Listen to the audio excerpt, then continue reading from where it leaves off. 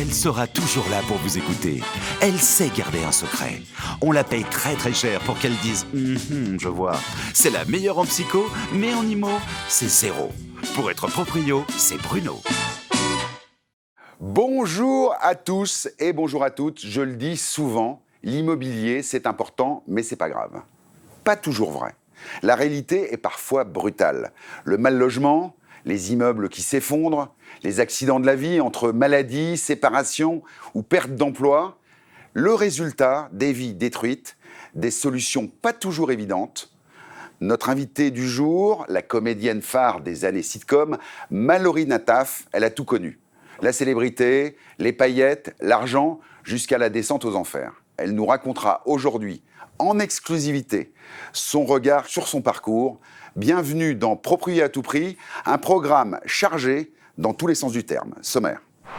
On va s'attaquer au drame personnel, un sujet assez lourd. Les accidents de la vie, ça peut nous arriver tous. En 2010, ça s'est détecté, ça maladie. Maintenant, on est obligé de déménager. La situation elle est assez dramatique. On estime qu'il y a 330 000 personnes qui sont sans domicile. Des personnes mal logées à Marseille, c'est quasiment un pléonasme. Je me suis retrouvée à la rue, en fait.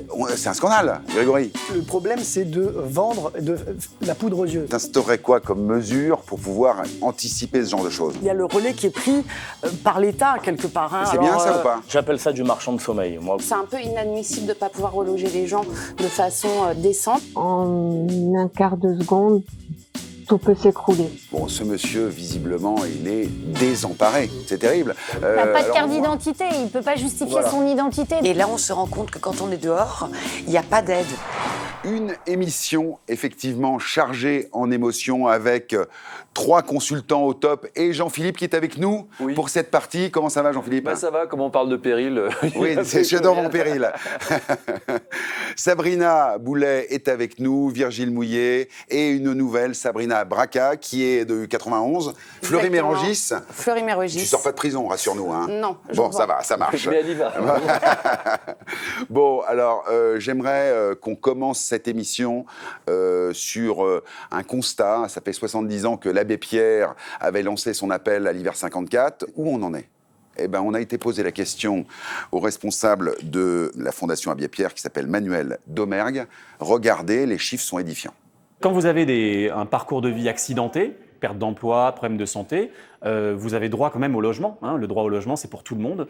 Donc, vous pouvez faire une demande de logement social, des demandes d'aide personnelle au logement, les APL, pour payer un loyer.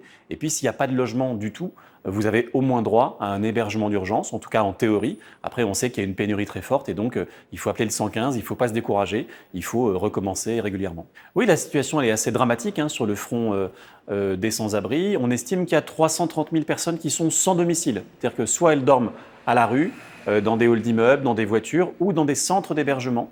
Donc, c'est des situations qui sont assez différentes et c'est 2 fois plus qu'il y a 10 ans. C'est 4 fois plus qu'il y a 20 ans.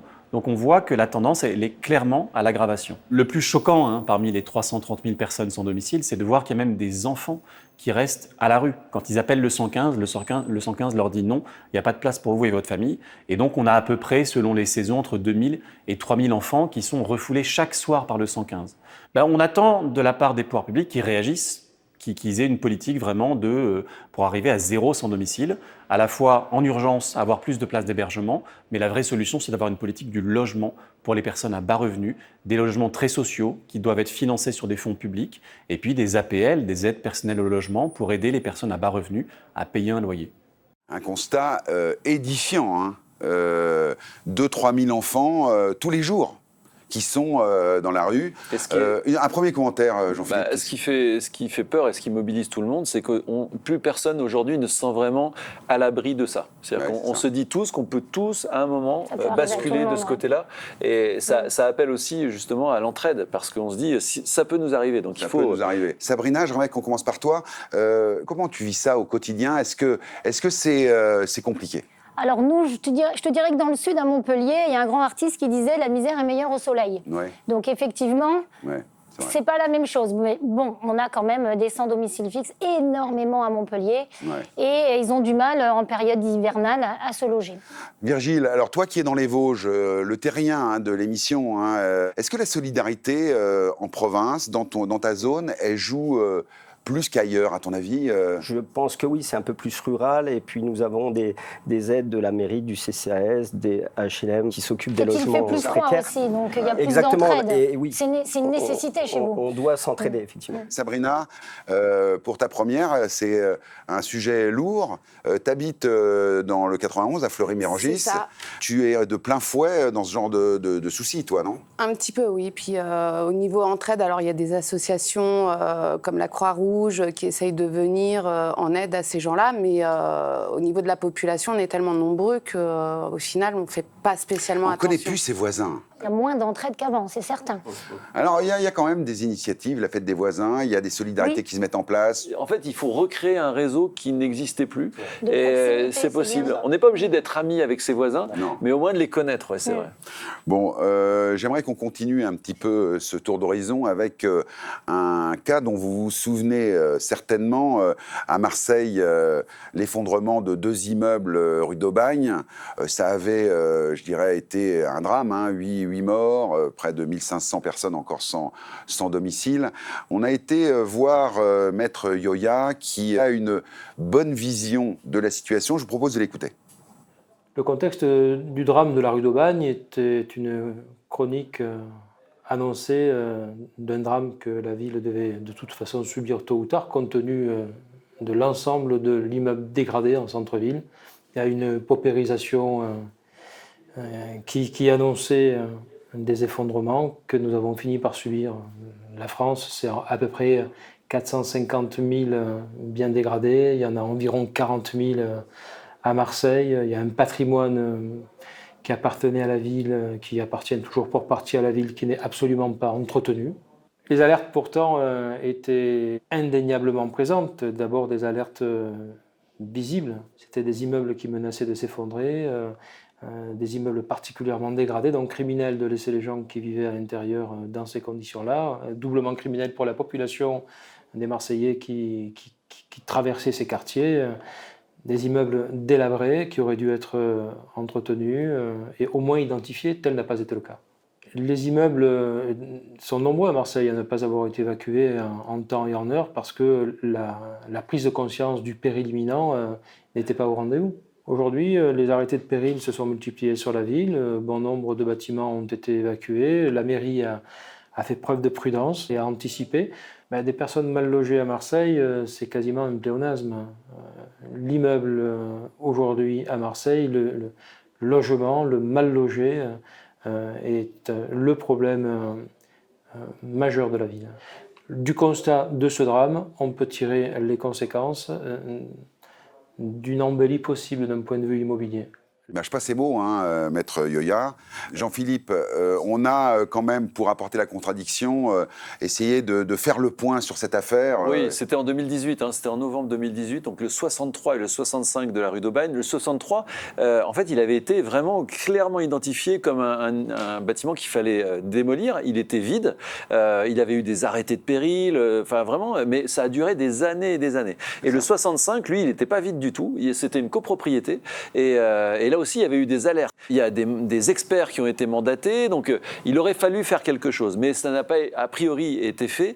Le procès n'est pas encore intervenu. Ce sera en novembre, 6 ans pratiquement jour pour jour après le drame. Il y a 4 mises en examen pour homicide involontaire et blessure involontaire, dont l'expert qui avait été mandaté, qui n'aurait pas fait bien les choses. Il y a maintenant 22 mises en examen au total, parce que d'autres ont été ajoutées. Je voulais signaler quand même que quand il y a eu ce drame qui a fait 8 morts, aussitôt on a paniqué pour tout le quartier. Ouais. Il y a eu 4500 personnes évacuées de 578 immeubles. Ouais. On s'est dit, oh là là, il y a 578 immeubles. Ouais. Ils ont réintégré petit à petit. Aujourd'hui, il faut faire les choses, mais c'est très compliqué parce que le charme aussi, c'est-à-dire que quand on va dans ces centres historiques, c'est pour le charme aussi de ces vieilles bâtisses. C'est comme à Lille. À Lille, il y a eu un effondrement, mais c'est une rue qui est particulièrement belle. Si on démolit tout pour reconstruire du neuf, on va se retrouver dans une ville sans âme. Alors, effectivement, voilà un point très précis de la situation, mais 4 ans plus tard, malheureusement, un autre immeuble qui s'effondre également à Marseille, rue Tivoli. On a retrouvé le témoignage d'un rescapé. Regardez. Bonjour, donc Roland, donc j'habite 15 rue de Tivoli, donc je me suis réveillé cette nuit avec un gros bruit. Moi j'étais au 4e étage avec ma femme et 2 enfants, et donc quand ma femme est tout de suite allée chercher mes enfants, et moi quand j'ai voulu descendre, j'ai vu que le plancher du 3e étage de chez moi s'était effondré. Donc je n'ai pas pu. Donc on a attendu sur la terrasse que les pompiers viennent nous chercher avec la grande échelle. Et donc là on cherche désespérément des informations pour savoir, vu qu'on n'a rien, aucune pièce d'identité, rien du tout, et qu'on a tout perdu, vu que notre immeuble n'existe plus, un peu ce qu'on veut faire. Et donc là on a eu la chance de se faire très mal recevoir par la police municipale, qui n'a pas été bienveillant, tout ça pour nous envoyer finalement au gymnase où on va probablement être aiguillé par des associations parce que la mairie, visiblement, n'arrive pas à nous donner les informations adéquates. Parce que quand j'avais appelé la cellule d'urgence dans la matinée, on m'a dit que j'étais pas un sinistré. Voilà. Ouais. Alors, bon, là, voilà, alors, on est plein fouet dans le sujet de l'émission, une catastrophe arrive. Bon, ce monsieur, visiblement, il est désemparé. C'est terrible. Il n'a pas de carte d'identité, il ne peut pas justifier son identité. Bah oui, c'est ça. Mais ça, à la limite, c'est trop tard. Ça, à la limite, c'est trop tard, parce que là, l'immeuble était effondré. Oui. Là, en fait, il faudrait qu'on trouve des solutions pour que les immeubles ne s'effondrent pas. Bien sûr. Sabrina, alors donc, les conseils que tu pourrais donner, si tu étais maire d'une grande ville, t'instaurerais quoi comme mesure pour pouvoir anticiper ce genre de choses?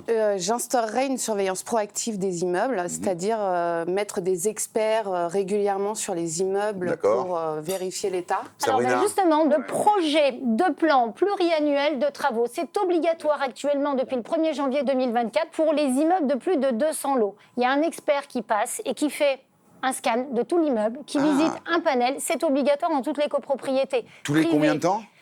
Il le fait qu'une fois et c'est valable 10 ans. Attention, c'est 200 heures de travail pour l'expert. C'est un peu le contrôle technique automobile pour l'immobilier. Sachez qu'à partir de 2025, ça va être obligatoire pour les immeubles entre 50 et 200 lots et 2026 pour les moins de 50 lots. Je donne juste le petit tips, c'est obligatoire de le fournir pour vendre un bien. Voilà une bonne mesure. Voilà. Et ça va créer de l'emploi du côté des experts aussi. Madame le maire, deuxième mesure, vous feriez quoi? Créer un fonds de logement. Justement, quand on se retrouve dans ce type de catastrophe, c'est un peu inadmissible de ne pas pouvoir reloger les gens de façon décente. Mais il n'y a pas des choses qui existent déjà, des relogements d'urgence, Virgile. Si, il y a des centres d'accueil d'urgence, mais c'est pas assez précis. L'abbé Pierre l'avait fait en 54, il avait reconstruit plein de choses. Aujourd'hui, effectivement, ils sont un peu... Jean-Philippe, réformer les procédures juridiques et administratives, on est d'accord? Aussi, mais moi, ce qui me fait peur, c'est que là, il faut donner de l'argent en plus au syndic, il faut donner de l'argent en plus à la collectivité. Alors, en fait, on revient toujours au même... c'est des belles idées, mais on se dit, ah non, moi, je risque rien. Donc, on a déjà tellement de choses à payer. Là, on rajoute, en fait... alors, je suis d'accord, au final, c'est très positif. Mais si on te demande, là, dans la vie de tous les jours, de dire, tiens, on va te rajouter une taxe pour le fonds de logement, tiens, on va te rajouter une taxe pour les travaux. Est-ce que du coup, c'est à nous de payer? Pour moi, ce serait plutôt c'est à la toujours ville, au contribuable, c'est aux contribuables de payer. On le remet sur la taxe foncière, sur la taxe d'habitation, les taxes. Pour rebondir à ce qu'on disait avant, les assurances pourraient aussi nous dédommager de cela et nous reloger. Ça existe, après, pas pendant 6 mois. Mais parlons des assurances, justement. Est-ce que vous avez une vision précise de comment on peut s'assurer contre les catastrophes? Qu'est-ce que les assurances jouent comme rôle dans ce genre de drame, Sabrina? Alors, les assurances, elles prennent en charge. À partir du moment où il y a un arrêté préfectoral, où il y a un drame, l'assurance, déjà, elle vous reloge. C'est obligatoire. Alors, il y a un temps temporaire, on va aller dans des gymnases, on va parcourir un peu un cycle infernal. Mais après, on est relogé. Combien de temps ça dure? Ça dépend des communes, mais on ne peut pas non plus avoir des bâtiments vides en disant s'il se passe quelque chose, on aura de quoi reloger les gens. C'est un peu normal aussi. J'ai compris, mais en moyenne, par exemple, là, ces gens, ils ont été relogés quand il y a un problème, un incendie. Quand c'est un très gros combien de temps? À Marseille, tu vois bien, il y en a, après plusieurs années, ils sont toujours pas relogés. Et à côté de ça, il peut y avoir... Ils vont dans des hôtels en attendant quand même, mais ils n'ont pas le logement. Dans une zone tendue, c'est compliqué de trouver de la place. Bon, moi, j'aimerais qu'on continue sur ces témoignages parce qu'on a la chance d'avoir beaucoup d'experts partout en France, mais ces experts ont aussi une vie. Et F. Perrault a eu un événement pas banal qui se termine bien finalement, mais écoutez son témoignage, c'est édifiant. C'était en 2014.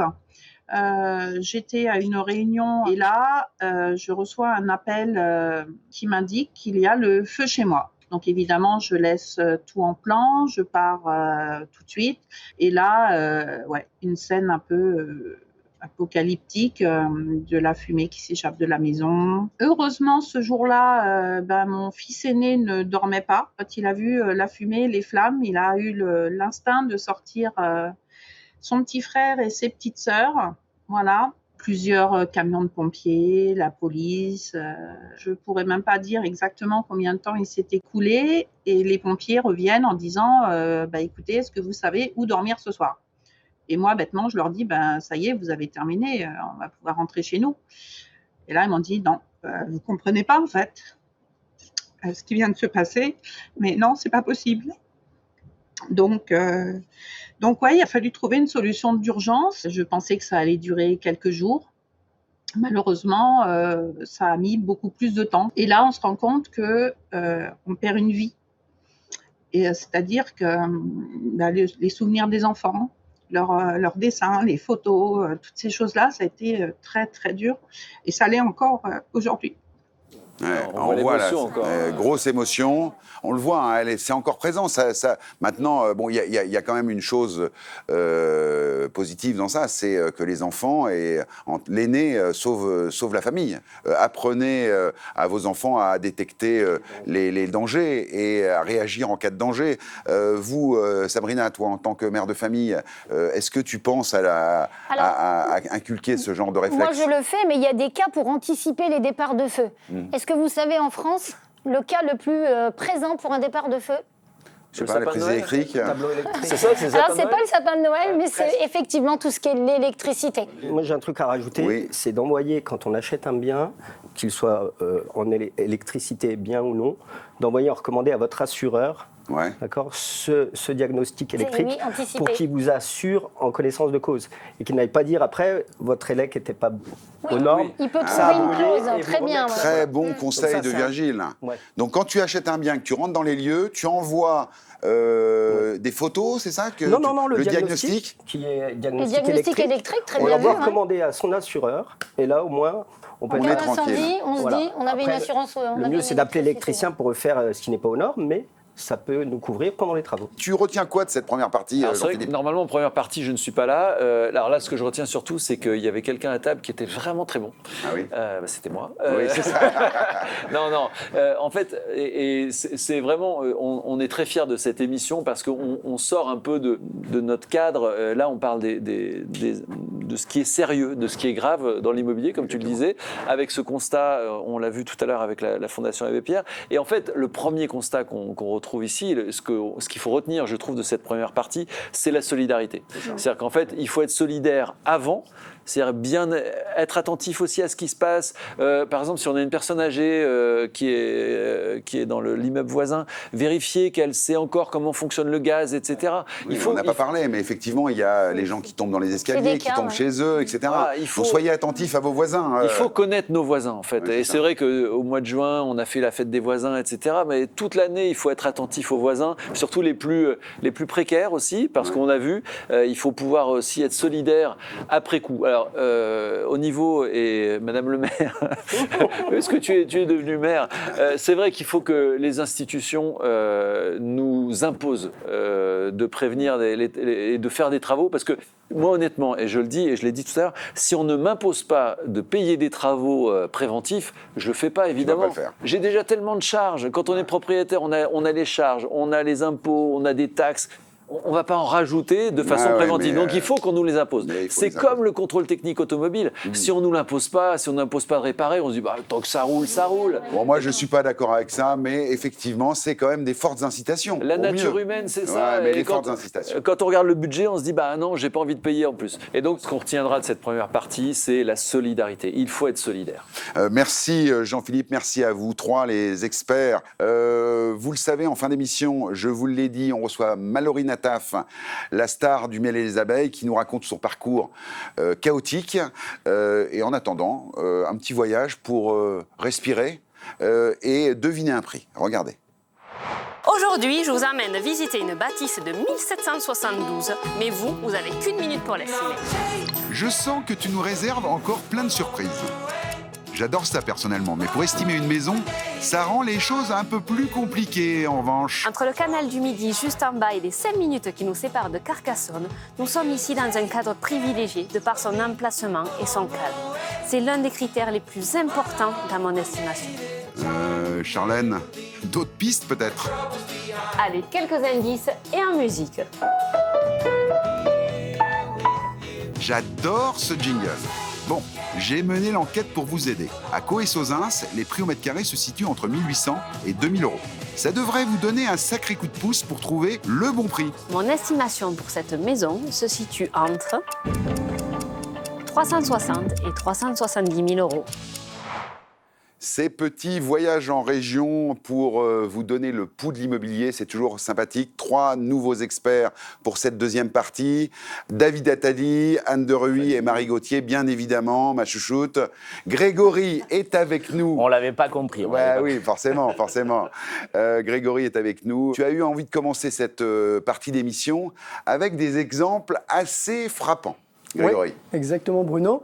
Alors je vais parler des falaises d'Ault qui se situent en baie de Somme, à moins de 45 minutes d'Amiens. Ouais. Et alors elles ont une particularité, c'est qu'elles sont en craie et donc elles sont grignotées par la mer. Il y a de l'érosion et finalement ces falaises reculent d'année en année. On compte quasiment 1 mètre par an. Ça veut dire qu'il faut comprendre qu'en 1900, il y avait des maisons qui se situaient à moins de 100 mètres du bord. Donc c'est 100 mètres quand même. Oui, quand même. Hein. Bah, aujourd'hui, ces maisons, elles n'existent plus. Par contre, je me suis intéressé quand même, et je suis allé dans la rue, j'ai voulu poser la question à des personnes si elles étaient capables quand même d'acheter dans ces régions à risque, mais avec des paysages magnifiques quand même. Voilà, c'est ça. Donc on regarde tout de suite ce qu'en pensent les gens. Un petit micro-trottoir. Et alors, si demain tu devais acheter une maison, est-ce que tu pourrais acheter une maison justement avec cette belle vue sur cette falaise, par exemple? Pourquoi pas en résidence principale, je ne sais pas trop où est-ce que c'est situé, donc par rapport à l'emploi et aux possibilités par rapport aux grandes villes qu'il y a autour, je ne sais pas. Là, on est en baie de Somme, dans la continuité d'Étretat, donc tu vois, les falaises d'Étretat, c'est dans la continuité. Ça, c'est le genre de maison, ça ne dérangerait pas d'acheter? Ça ne me dérangerait pas, pour un petit peu plus tard peut-être, puisque je suis encore un peu jeune, mais c'est effectivement, ce serait envisageable. Il faudrait que je fasse une étude du plan cadastre pour voir le risque d'effondrement de la falaise. J'aurais peut-être peur un peu d'ouvrir ma porte, un de ces quatre, et tomber directement dans la mer. On voit qu'on a déjà quelqu'un qui connaît le sujet. Les falaises ont tendance, avec l'érosion, à s'effondrer de plus en plus. Donc même si c'est très beau, c'est une super vue, non, j'achèterais pas juste au bord. Non, je ne pense pas. Pourquoi? Je suis un peu flippée. Par rapport à quoi? Je ne sais pas, avec le climat, le réchauffement climatique, je me dis, est-ce que cette falaise sera là encore dans 10 ans? Incroyable. Voilà, donc il y a du pour, mais il y a du contre aussi. Il y en a qui vont chercher l'exceptionnel, parce que souvent, les biens à haut risque, c'est souvent des biens exceptionnels. Et c'est pour ça, d'ailleurs, qu'ils trouvent vendeurs. Il y a d'autres paysages comme ça en France, notamment, on connaît bien Bonifacio, en Corse, vraiment, où on a là des maisons qui sont au bord de la falaise, qui sont exceptionnelles. Et on a aussi d'autres endroits dans le monde, notamment près de San Francisco, où on voit une maison d'architecte qui est vraiment à flanc de falaise, face à l'océan. Et ça, c'est vrai que c'est exceptionnel et certains préfèrent acheter ce genre de maison qui coûte quand même 25 millions de dollars. Hein. 25 millions de dollars pour 3 ans. Hein. Et pour dire bonjour aux requins, en fait. Non, il faut se dire qu'il faut s'imaginer vivre dans une maison avec l'immensité de la mer et de l'océan face à soi. C'est un peu... chaque journée devient une œuvre d'art, finalement. C'est ça, exactement. Merci beaucoup. Ce que je vous propose, c'est qu'on continue à explorer ces investissements à haut risque avec vous, les experts. On a été voir Eric Weiss, le président de la Fédération des marchands de biens, pour nous lister les 3 investissements au risque les plus graves que lui considère. On regarde le premier. En ce moment, il y a pas mal d'investissements locatifs à risque. Je commencerai avec les résidences seniors. Certaines vont parfaitement performer, pendant que d'autres risquent d'avoir des problèmes de rentabilité sur le gestionnaire. Or, il faut se rappeler que lorsqu'on achète ce type d'appartement, on n'achète pas de l'immobilier traditionnel, on achète une résidence qui est gérée. Si le gestionnaire a des difficultés, voire fait faillite, un prochain gestionnaire viendra, proposera des loyers plus faibles, ce qui va évidemment altérer fortement la valeur de votre bien. Donc, avant d'acheter ce type de support, vérifiez la qualité des gestionnaires. David, qu'est-ce que tu penses de cette mise en garde du professeur ? Clairement, il faut, comme tout produit en général, faire un certain nombre de vérifications, ça c'est sûr. Un point qui est pas mal, c'est le taux de remplissage. Ouais. En fait, le taux de remplissage nous donne un petit peu une idée à savoir si la résidence senior est bien habitée, si elle est surtout bien gérée, et donc automatiquement, du coup, si financièrement ça tient la route. Marie, qu'est-ce que tu penses de ça ? Il n'y a quand même eu que 2 résidences seniors qui ont fermé en 2023, donc c'est pas non plus la majorité. Bah oui, mais enfin, combien de personnes étaient présentes dans ces résidences ? Oui, c'est ça, c'est une quarantaine de personnes qu'il faut reloger. Mais si le gestionnaire aujourd'hui fonctionne bien, a une bonne solvabilité, il n'y a pas de raison que ça se passe. D'accord, mais on parle quand même de dépôts de bilan successifs, 2, 3, 4 dépôts de bilan successifs. Anne ? Alors, il y a eu effectivement, comme l'a dit Marie, 2 dépôts de bilan successifs seulement. Ouais. Ça veut quand même dire qu'il y en a plus de 1000 qui fonctionnent très très bien. Ah voilà, là ça m'a bien cloué le bec là, du coup. et que surtout, en cas de défaillance de la société de gestion, c'est repris très rapidement. Parce qu'on ne va pas mettre dehors 40 pensionnaires de plus de 80 ans. C'est repris, mais avec des loyers plus faibles, avec, je dirais, une valeur du bien qui a diminué. C'est vrai. On parle de l'investissement au risque. On parle des gens qui nous regardent, qui n'ont pas beaucoup d'argent et qui sont parfois attirés par des miroirs aux alouettes de rentabilité. Et on leur dit, attention, prenez garde. Oui, c'est vrai, mais enfin, il faut faire attention dès le départ à la société de gestion. Est-ce que oui ou non, on a une société de gestion qui est fiable ? Et ça peut se vérifier, on a des bilans, donc on peut le faire. Et dans ces cas-là, on peut conseiller de faire ça dès le départ. L'investisseur un peu pro, Grégory, t'en penses quoi ? J'en pense que c'est, en effet, il faut faire ces vérifications, c'est obligatoire, mais il faut aussi aller plus loin, vérifier aussi le contrat. C'est-à-dire que quand on est investisseur et qu'on achète un bien dans ces résidences de service, qu'elles soient de seniors ou étudiantes, il y a un contrat. Il y a un contrat commercial avec le gestionnaire. Et c'est ce contrat qui, parfois, peut compliquer la donne et on est coincé avec ce contrat, on est bloqué sur parfois plus de 9 ans. Et c'est vrai que ça peut être un risque aussi avec ce contrat. Parce qu'on le dit, quand on passe, je dirais, par ce type d'investissement, c'est la société de gestion qui paye les loyers. Voilà. Et donc, si elle dépose le bilan, plus de loyer. Exactement. Et contrairement à ce qu'on pense, les loyers ne sont pas garantis en cas de faillite. C'est ça. Et quand il y a une reprise, on l'a vu, Eric en a parlé, il peut y avoir une baisse des loyers. Voilà. Exactement. Deuxième investissement à haut risque, selon Eric Weiss. Notre investissement à haut risque en ce moment ? Eh bien, la merveilleuse villa individuelle à la française. Pourquoi ? Tout simplement parce que, actuellement, les constructeurs de maisons individuelles connaissent de grandes difficultés financières. Ce qui veut dire que vous pouvez démarrer la construction de votre maison, et je peux vous en parler avec beaucoup de connaissances sur le sujet, et puis voir cette construction tout simplement s'arrêter. Évidemment, vous serez assuré. Évidemment, il y aura à un moment donné un repreneur. Donc tout ira bien à la fin. Mais attention, si c'est une résidence secondaire, peut-être ce n'est pas très grave. Si c'est une résidence principale, ça peut être très, très, très long. Bah oui. Alors là, le rêve de la maison individuelle, alors on parle d'investissement, on parle aussi d'achat d'une vie, David. Bien sûr, c'est exact. C'est un rêve qui peut vite devenir un cauchemar. Hein. Nous avons, malheureusement, à Marseille, eu le cas sur Septem-les-Vallons, où tout un promoteur, en fait, a vendu des maisons individuelles, en VFA, et la construction n'est jamais allée au bout. Donc ça a été, il y a eu plus de 50 familles, on va dire, restées sur le carreau. Qui étaient sur le carreau. Alors c'est ça le scandale de ce genre de choses, c'est-à-dire que les constructeurs de maisons individuelles vous font des promesses mirifiques sur la qualité de construction, etc. Faites attention aux constructeurs, à sa solvabilité. Il faut privilégier les constructeurs qui vous font signer un CCMI, un contrat de construction de maison individuelle, et il y a 99% des contrats CCMI qui vont au bout. Donc en fait, si le constructeur est défaillant, l'assurance qui est au nom non pas du constructeur, mais de la personne, prend en charge et retrouve un nouveau constructeur pour terminer la maison. Oui, mais qu'est-ce qu'on fait pendant que les travaux sont arrêtés, Anne ? On perd 12 mois. On perd 12 mois. On peut perdre effectivement entre 12 et 18 mois le temps que tout ça se règle. Mais comme il y a une garantie d'achèvement des travaux, comme l'a dit Marie, l'assurance couvre la personne qui a signé son contrat de construction de maison individuelle.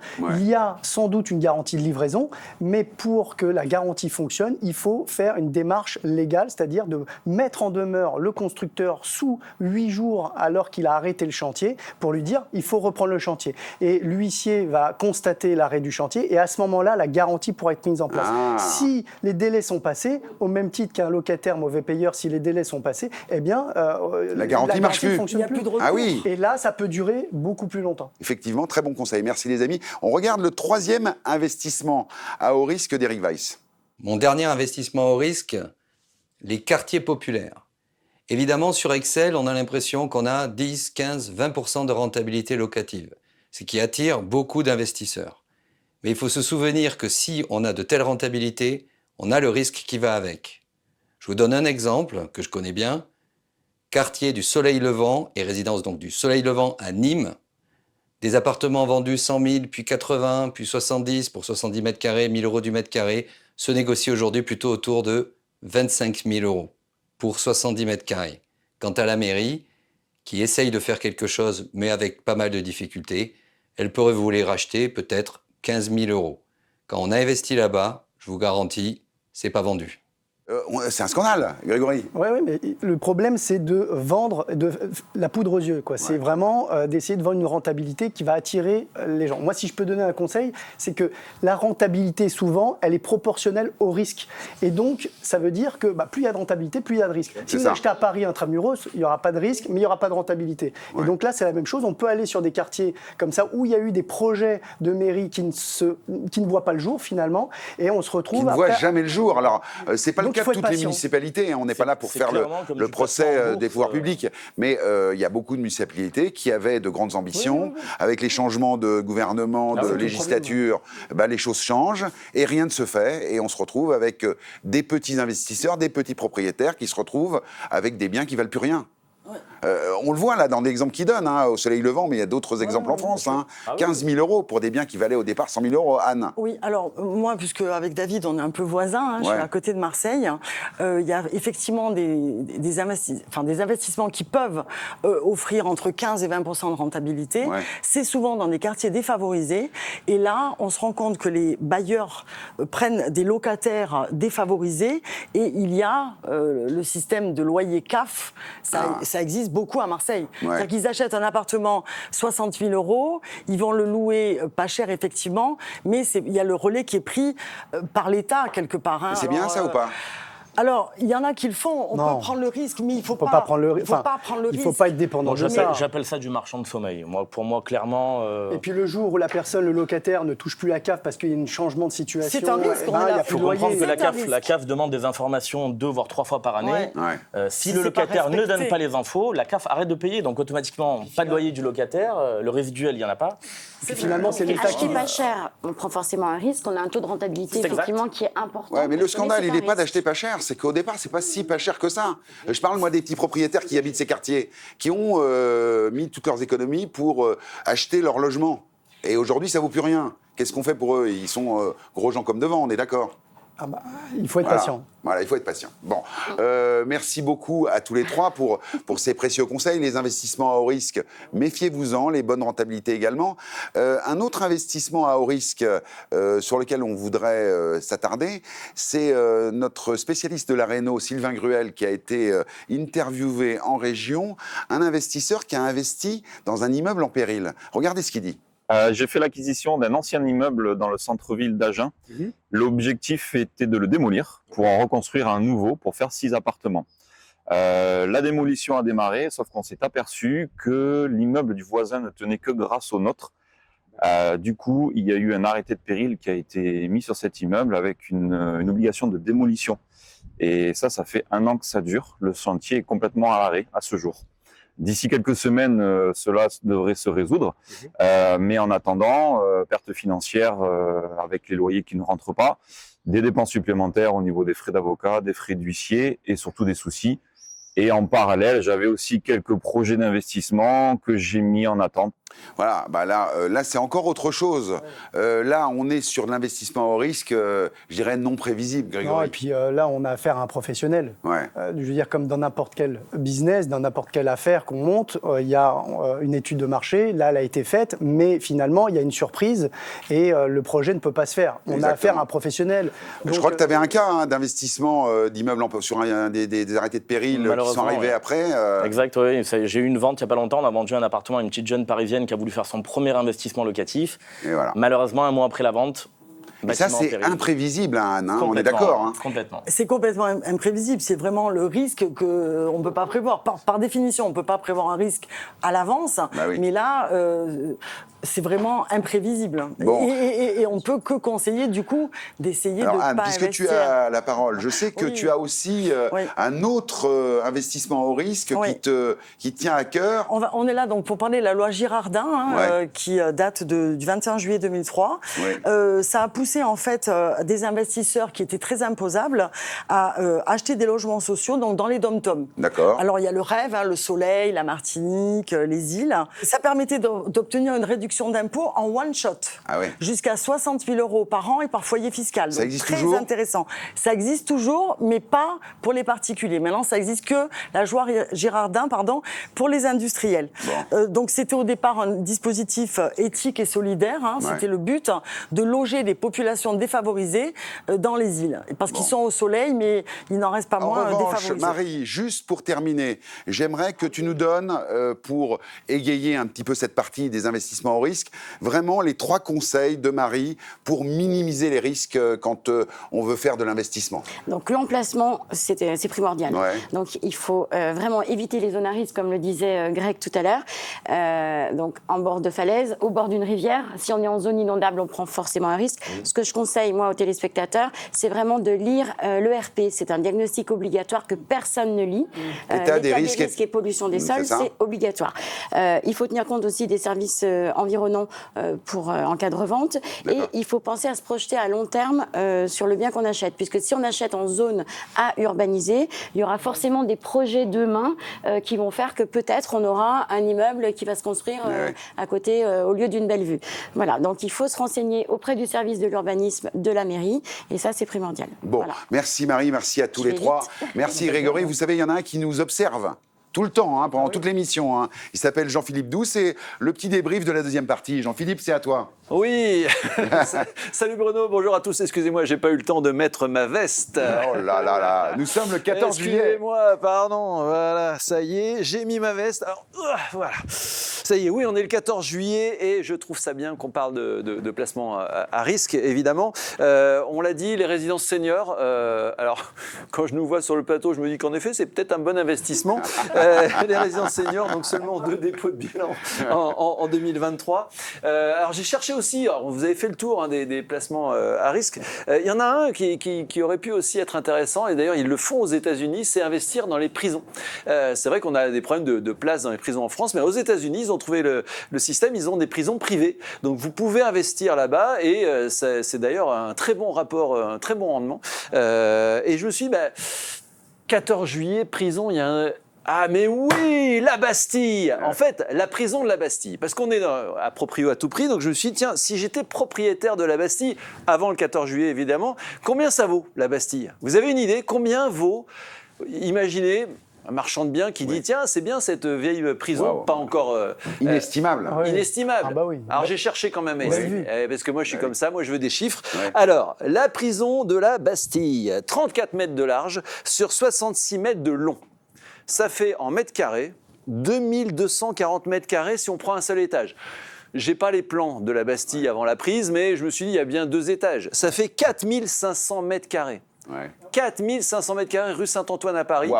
12 000 € le mètre carré, 54 millions d'euros la Bastille. Alors oui, ça ira, mais quand même 54 millions d'euros. C'est-à-dire que le 14... Là, on est aujourd'hui, on est en train de fêter quand même la date de quelqu'un qui a pris 54 millions d'euros. Ils ont pris la Bastille. On ne sait pas où sont partis les millions d'euros. Bref, réfléchissez à ça ce soir pendant le feu d'artifice. C'est que ceux qui ont pris la Bastille ont pris 54 millions d'euros. C'était un bon investissement. Merci pour cette précision. Je ne sais pas si on pourra acheter la Bastille. En tout cas, nous, on vous donne les prix de l'immobilier en région. C'est tout de suite le petit voyage. Salut, c'est Jean-Philippe Doux. Bienvenue à Sorgues, entre Avignon et Châteauneuf-du-Pape. Et c'est ici qu'on va jouer à estimer le prix d'une maison. Enfin, beaucoup plus qu'une maison. C'est parti. Jean-Philippe a toujours le mot juste pour susciter ma curiosité. Et ça sent le premier indice, non ? Ce qui fait aussi et surtout la valeur de cette propriété, ce sont 2 gîtes façon Love Room qui génèrent plus de 130 000 euros de recettes par an et même la possibilité d'en faire un 3e. Donc vous l'avez compris, près de 200 000 euros de recettes potentielles, plus de 10% de rentabilité. Et ça, forcément, ça compte dans mon estimation. Une estimation qui prend en compte une rentabilité, c'est un poil plus compliqué. Ah, c'est pas simple d'estimer un ensemble maison et gîte. Alors voici quelques indices. Mon estimation pour cette propriété, entre 1,4 million et 1 500 000 euros. Troisième partie d'émission dans Proprio à tout prix. On s'attarde aujourd'hui aux drames, aux incendies, aux catastrophes. Cette troisième partie avec nos experts et Jean-Philippe, on va s'attaquer aux drames personnels, un sujet assez lourd. Les accidents de la vie, ça peut nous arriver tous. 3 experts au top. Johnny, Nice. Enchanté, la plus belle ville de France. Oui, ah voilà, d'accord, il commence direct. Voilà, on est Sabrina, Montpellier, bien évidemment. Vous la plus belle ville de France. Oui, mais pour ses coups de gueule, ses prises de position fermes et définitives. Et un nouveau.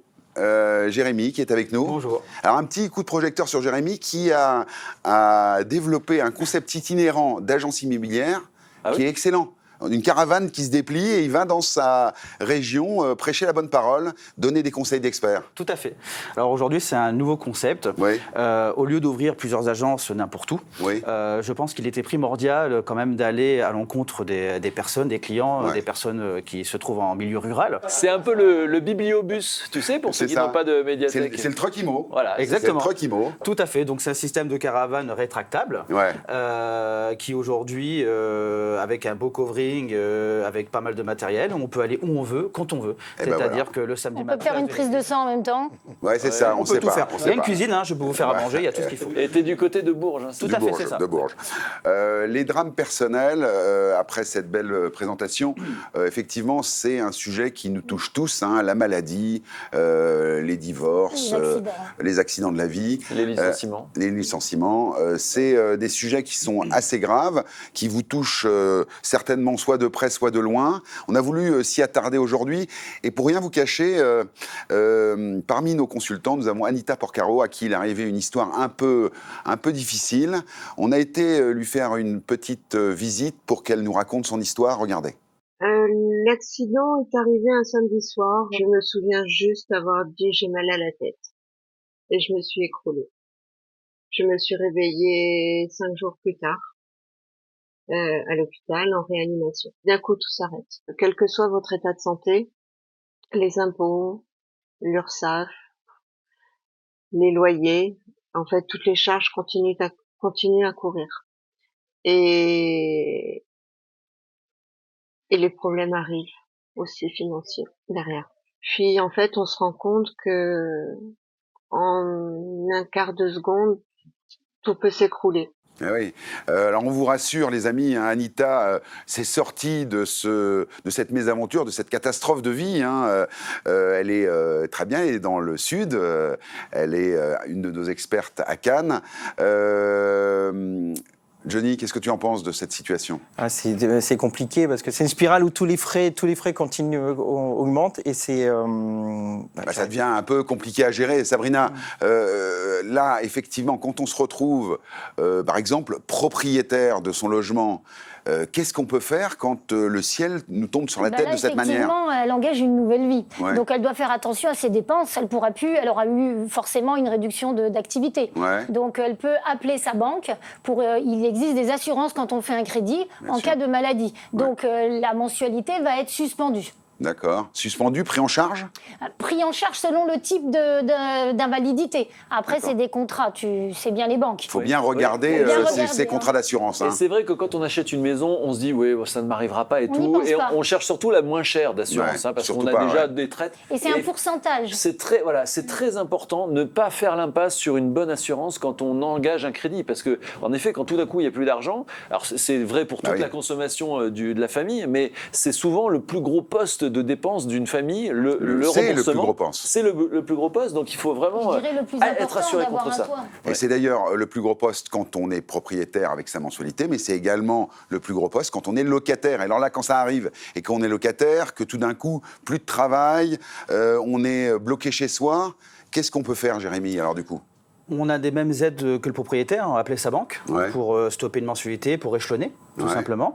Après, il y a des aides sociales, comme des associations, l'Abbé Pierre. On a des aides juridiques, comme un médiateur, pour aider aussi à trouver une solution en cas de problème avec un propriétaire si on n'arrive pas à payer le logement. Mais quand je suis malade et que je me retrouve tout seul chez moi, il y a aussi tout ce qui est hospitalisation à domicile. En fait, il y a une collectivité. Il faut regarder les collectivités. Et la plus proche, c'est la mairie. En fait, il faut aller voir la mairie. Il y a toujours un service social. Voilà, il y a un service social. Même les plus petites mairies, il y aura forcément quelqu'un pour vous aider. L'assistante se déplace chez soi. Voilà. Et il y a des aides qui sont prévues. Ils vous mettent en relation aussi avec le conseil départemental. En fait, tout est prévu. Mais il faut pouvoir taper à la bonne porte.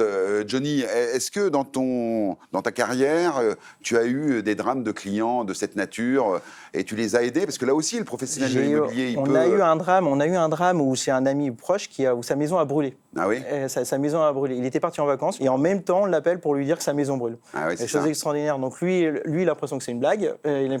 Sauf que quand il revient, 90% de sa maison a brûlé. Et là, c'est un parcours du combattant qui arrive. Qui a commencé parce que du coup, il est obligé d'attendre que l'assureur fasse l'expertise qui a pris plus d'un an.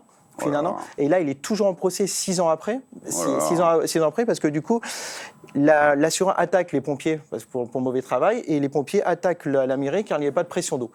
Super. Et donc, il a pu rembourser sa maison. Et le dindon de la farce, c'est ton ami. Ton ami, il attend toujours l'indemnisation. Mais par contre, ils ont quand même payé la reconstruction de la maison. Mais il habite où donc il habite sur Villefranche-sur-Mer. D'accord, mais maintenant, il habite... Alors, ce qui est très bien, c'est quand même l'assurance a pris pendant plus de 28 mois le relogement. Donc, il a été par contre dans le même style il avait une maison à T4, ils l'ont relogé dans un T4. Ah bah voilà, donc les assurances, quand même, on les critique souvent, mais ils ont, dans ton cas, joué leur rôle. Je joue à 50%. Ce qui est terrible, c'est que le drame s'ajoute au drame. Que ce soit un incendie où on a déjà perdu toutes nos affaires personnelles, et en plus, après, on a des problèmes d'argent. Mais c'est pareil pour la maladie. On a déjà du mal à lutter contre une maladie et en plus il faut lutter contre les créances. C'est un engrenage. Et le problème c'est que le réflexe c'est parfois de faire l'autruche et il ne faut jamais faire l'autruche. En fait, il faut toujours appeler les futurs créanciers en disant voilà, je vous préviens. C'est ça, exactement. Toujours. C'est vrai. Mais alors, Jérémy, on va replonger un peu dans une histoire, je dirais, qui te touche de près puisque tu as été le témoin d'un drame d'un couple. On les écoute et on en parle tout de suite après. Mon mari était militaire à l'armée. En 2010, ça s'est détecté sa maladie depuis son AVC et depuis sa maladie de Steiner, il ne peut plus travailler. Maintenant, on est obligé de déménager, surtout pour monsieur. Moi, je veux surtout une maison à plein pied pour monsieur parce qu'il ne peut plus monter. Quelles sont les aides aujourd'hui concrètement pour vous c'est aider la au quotidien? MDPH, le Téléthon. Et puis des aides à domicile pour le faire laver. J'aimerais beaucoup plus d'aide pour monsieur, surtout. Aujourd'hui, un manque d'aide cruel. Oui, voilà, c'est ça, oui. D'accord.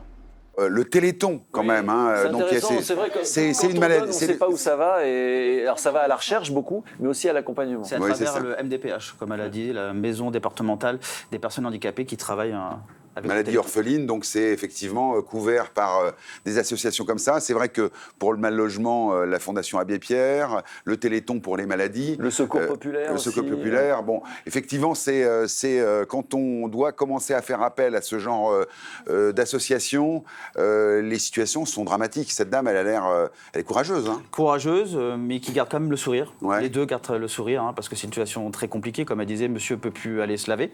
Il a besoin d'une assistance journalière.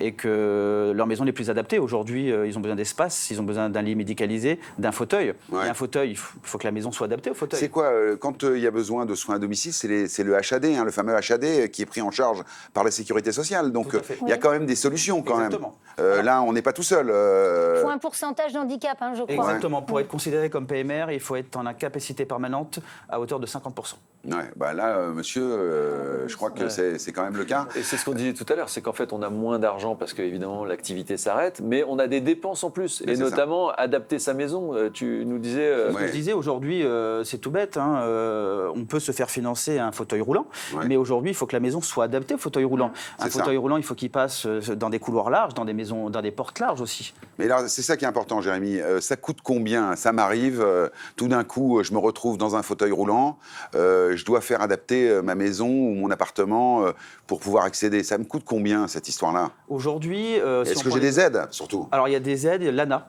aujourd'hui, prend 50%, peut prendre jusqu'à 50% des frais de réadaptation du logement.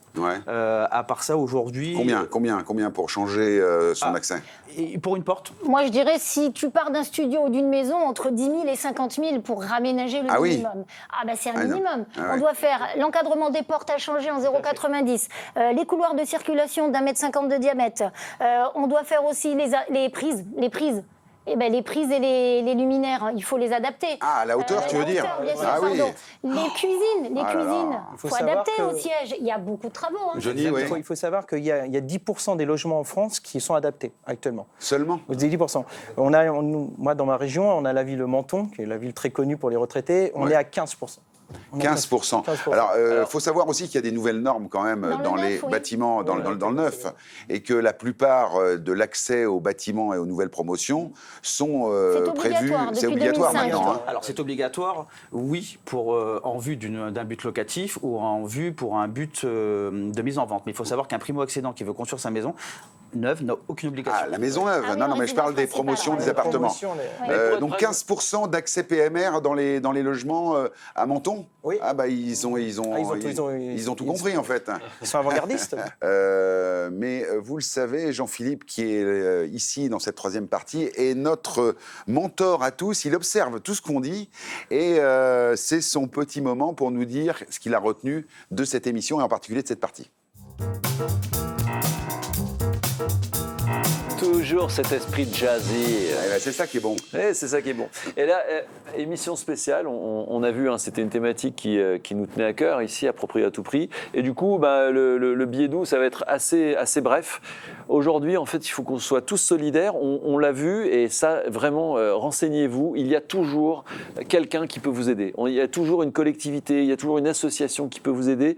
Ne faites pas l'autruche. Si vous arrive un drame, tournez-vous vers ces personnes. Elles sont là pour ça. Et vous allez découvrir, parfois c'est un peu le cadeau caché, c'est-à-dire que derrière chaque drame, il y a un cadeau caché, et vous allez découvrir une humanité, un humanisme que vous ne pensiez pas trouver. Le resserrement des liens, des proches et des amis. Exactement, et vous allez voir vos vrais amis. C'est dans ces cas-là qu'on trouve vos vrais amis, donc, et surtout, parce que pour l'instant, on est tous en bonne santé, tout va bien, mais vraiment pensez aux assurances. Les assurances, c'est toujours ce qu'on essaye de raboter, là, en disant non, il ne faut pas que ça passe. Bien lire les conditions. Voilà. On dit toujours oui, on peut renégocier. Ok, il faut renégocier, mais bien regarder quelles conditions pourraient nous aider pour l'avenir. Exactement. La gravité de Jean-Philippe pour ce moment doux. Je suis désolé. Franchement, merci beaucoup pour cette mise au point. On va terminer cette émission avec un moment un peu en suspension. Mallory Nataf nous a fait l'amitié d'être notre invitée du dimanche. Elle a un parcours incroyable, un parcours parfois difficile. Elle va nous raconter ça, c'est son regard sur son parcours. En attendant, les amis, je vous souhaite bon retour dans vos régions. Ramenez-nous plein de belles images et plein de beaux rêves. Et bonne finale ce soir. Et bonne finale ce soir, voilà. Je rejoins Mallory et vous restez avec nous, ok ? Bonjour Mallory, comment vas-tu ? Bonjour Bruno. Un grand plaisir de te recevoir dans cette émission en tant qu'invité du dimanche. Parcours incroyable Mallory. Alors, on va faire un petit peu le parcours de Mallory Nataf depuis le début, en fait. Tu as 18 ans et tu découvres, en quelque sorte, tu veux faire un petit peu une carrière de comédienne. Comment ça se passe?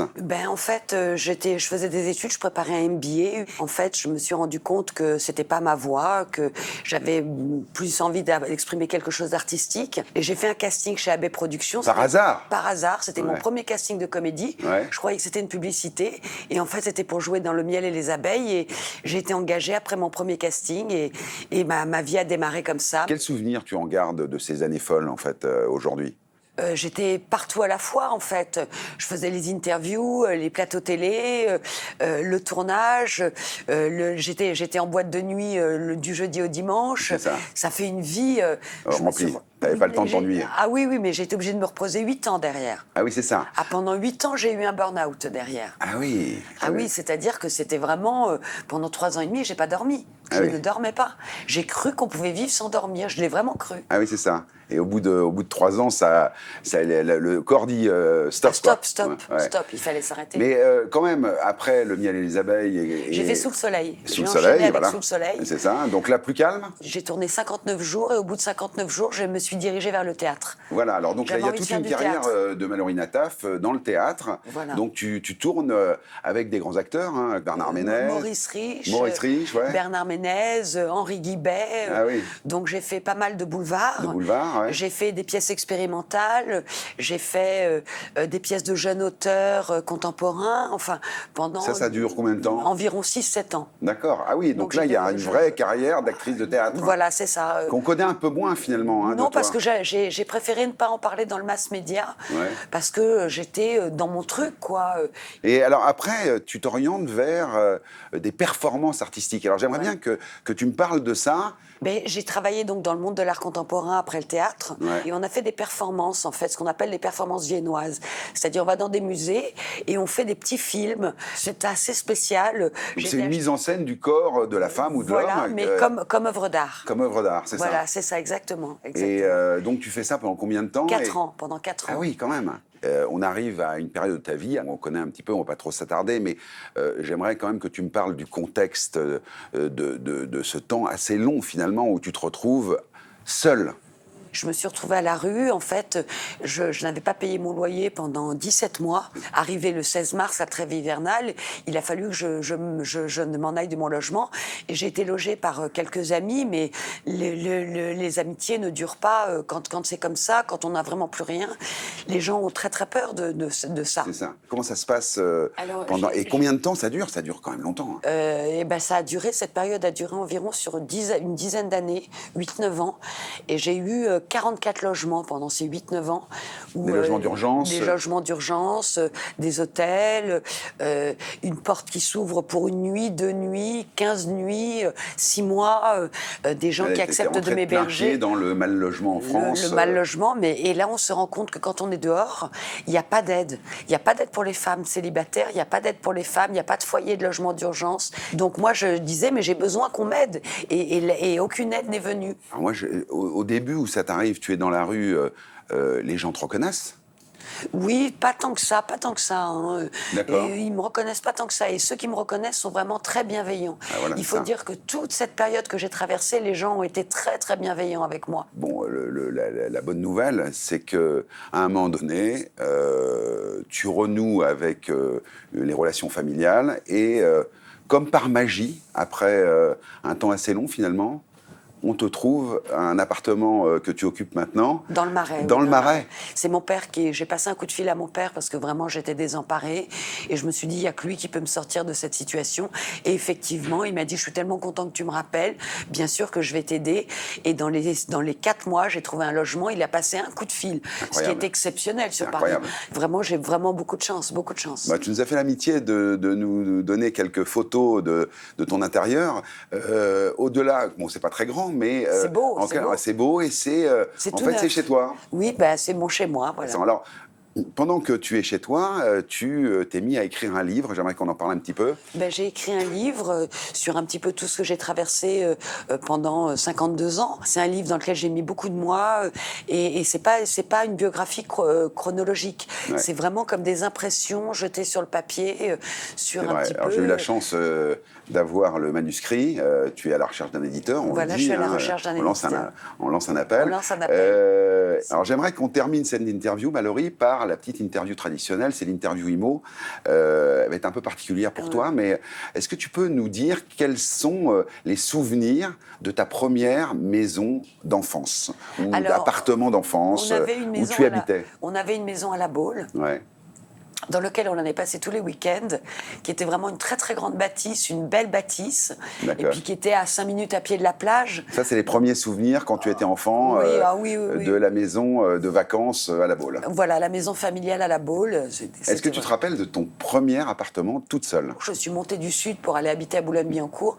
Il y a un appartement que j'ai gardé 3 ans, je crois. D'accord. Alors, le premier appartement à 2, est-ce qu'il y a eu un appartement où vous étiez 2? Eh bien, dans cet appartement-là, mon fiancé de l'époque est venu me rejoindre. Il avait un appartement à l'île de la Jatte, mais il passait plus de temps chez moi que chez lui, en fait. C'est ça.